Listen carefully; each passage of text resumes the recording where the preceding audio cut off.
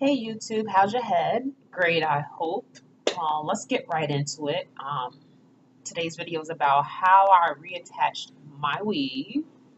And if you haven't seen my last video, which is pretty much my first video, go check it out. I talk about why I cut my locks and put them back in the first place. So, like I said, go check it out.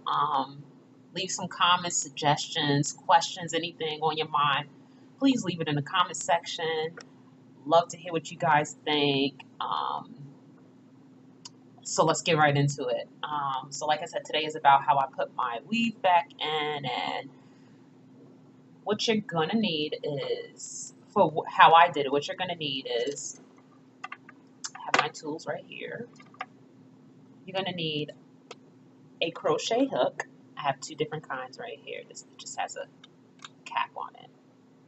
And one is a, let's see the hook on it. One is 1.0. If I know how to right side up. There we go. 1.0. 1 millimeter. And this other one is 1.25 milliliter, right? So the 1.0 is smaller. Maybe not by much, but it is in fact smaller, right? One warning I do want to throw out there, other than don't do this because it's dumb, don't cut your locks unless you really just plan on moving on from the style or lifestyle, I should say. Just don't do it. Be patient.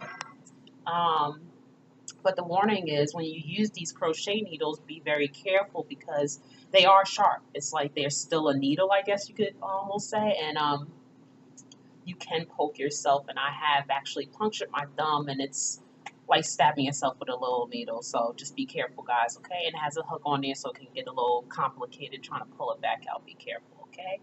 Just don't do it. All right. The thing you're gonna need is your weave.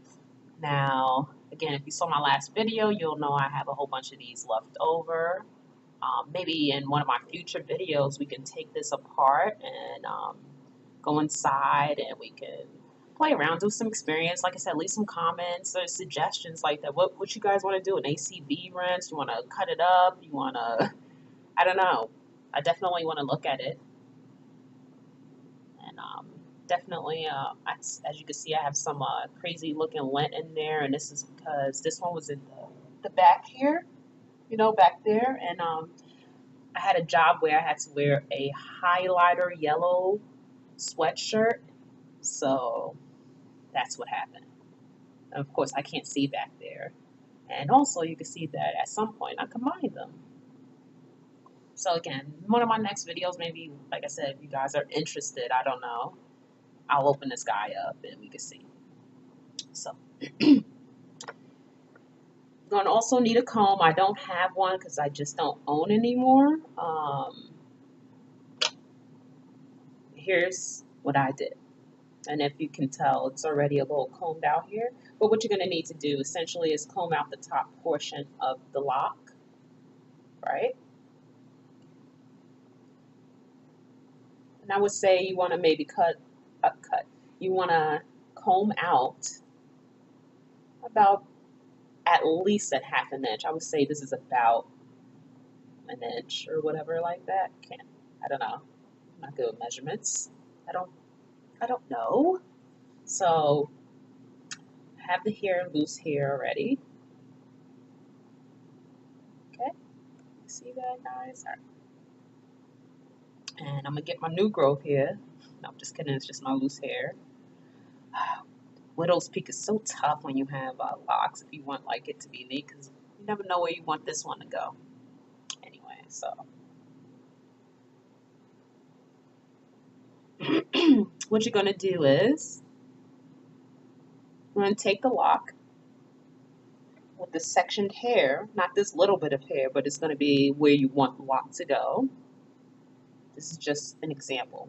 And you want to put the lock, turn it sideways so you can see underneath that hair. And that's just so it can be concealed better. As you can see, it looks a little bit better, right, than if it was on top. of the hair, and I don't know if you guys can tell and already kind of see that it pokes up more. So underneath, and I'm going to use the 1.25 for this example because I don't want to poke myself with the smaller one. And you're going to go inside the lock from underneath, right? With the hook. See the little hook? The hook is going to be facing me. And I'm going to go in at a diagonal till on top of the hair where all that loose hair is. And what I'm going to do is angle it from that point towards the lock. And can you guys see it pulling right through and all the popping? And you pull through. Okay? And you just keep doing this process until you have the desired amount of hair pulled through. Okay? Already. And with this, you don't just do it on one side. You want to also spin it, go in, making sure the hook is facing you, because if you don't, you went in there for no reason, and pull through. Spin it, go in. See, it went in down here, but at an angle, I ended up at the top of the lock. And you pull all the way through. And as you guys can see, it's essentially threaded through. That's what you're essentially doing, is threading it back through the lock. And if I was to keep going, it would eventually be connected to my widow's peak, which is silly looking. So that's how you do it. Give me a second, because it's like I said, it's a good process to do it, and I don't want to really mess up my little widow's peak is kind of long and stuff. Anyways, so that's how I did it. I did try the latch hook method. It wasn't easy for me to do it. I tried to braid it back into itself, but I can't even cornrow, so what was I thinking? I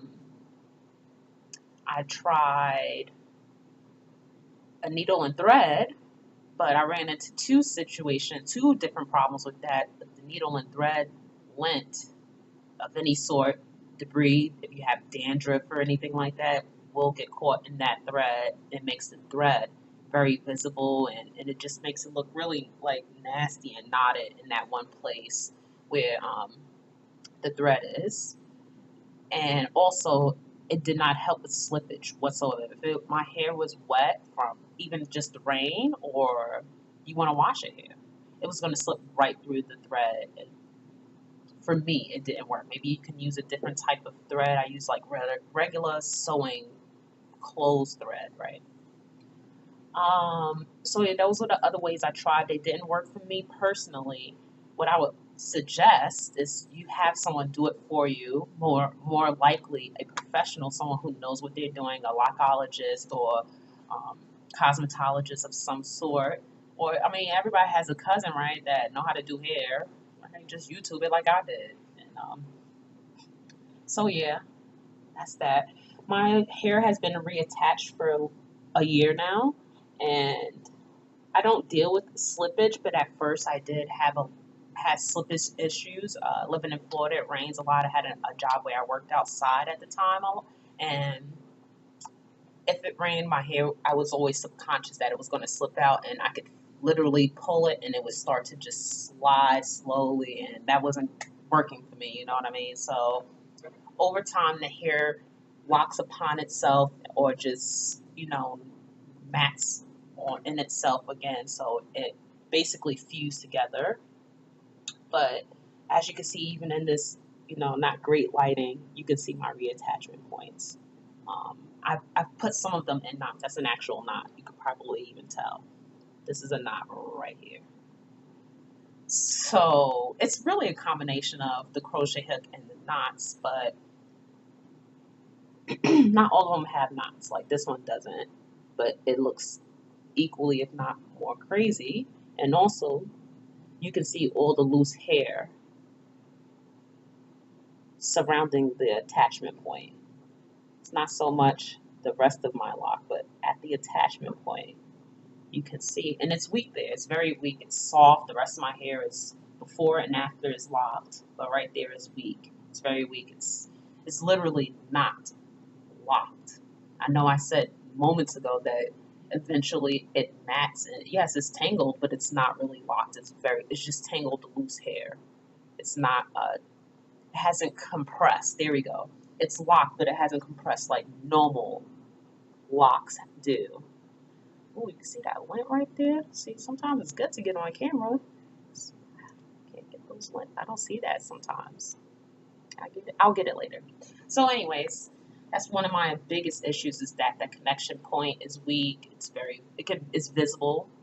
Maybe it's one of those things like only I can notice, but some of them I feel like are very visible because even the shape size, I did not dye my hair, but I have difference in hair colors because of like I don't know. I think it was because I was working outside. There you go. I was working outside, so the sun just naturally lightened my hair, and by the time I put them back in, I was not working outside as much. So now it looks like I kind of have. You guys can see that, right?